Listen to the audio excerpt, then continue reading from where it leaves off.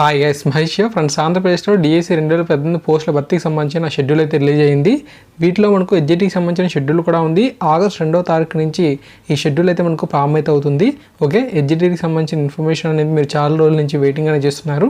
దీనికి సంబంధించి అప్డేట్ అయితే వచ్చిందనమాట.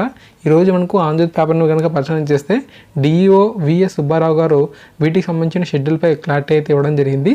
అభ్యర్థులు ఈ యొక్క విషయాన్ని అయితే గుర్తుంచుకోండి. అఫీషియల్ వెబ్సైట్లో ఇంకా మనకు అప్డేట్ అయితే రాలేదు. బట్ ఏంటంటే ఇది మనకు ఆఫ్లైన్లో వచ్చిన అప్డేట్ కాబట్టి, సో మనకు గవర్నమెంట్ అధికారి వీటికి సంబంధించిన ఇన్ఫర్మేషన్ అయితే ఇచ్చారు కాబట్టి ఖచ్చితంగా మనం విశ్వసించవచ్చు.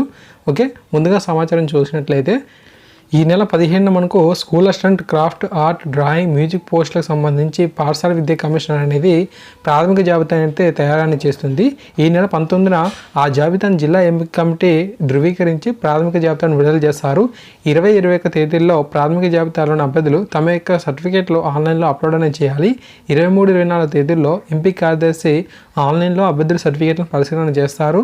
డిఎస్సి దరఖాస్తులో పేర్కొన్న వివరాలకు సంబంధించిన అన్ని ధృవీకరణ పత్రాలను పరిశీలించి ఎవరైనా అనర్హులు ఉంటే వారి యొక్క జాబితాను 23న కమిషనర్కి పంపాలి.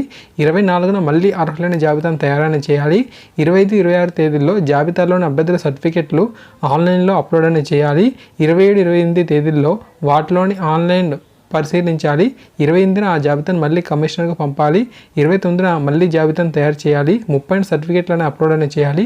31న సర్టిఫికేట్లను ఆన్లైన్లో పరిశీలన చేస్తారు.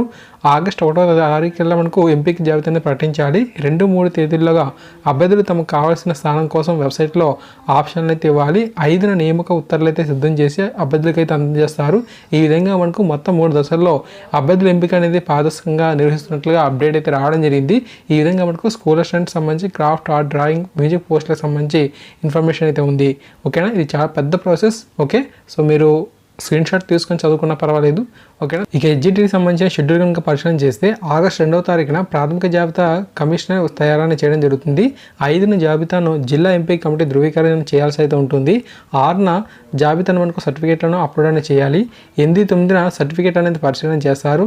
10న అభ్యర్థుల యొక్క తాజా జాబితాను మళ్ళీ తయారీ చేస్తారు. 11-12 తేదీల్లో జాబితాను మళ్ళీ తయారు చేస్తారు. 11-12వ జాబితాలోని సర్టిఫికేట్లను అయితే అప్లోడ్ అనేది చేయాలి. 13-14లో సర్టిఫికేట్లను పరిశీలించి 16న మళ్ళీ జాబితాను తయారు చేస్తారు.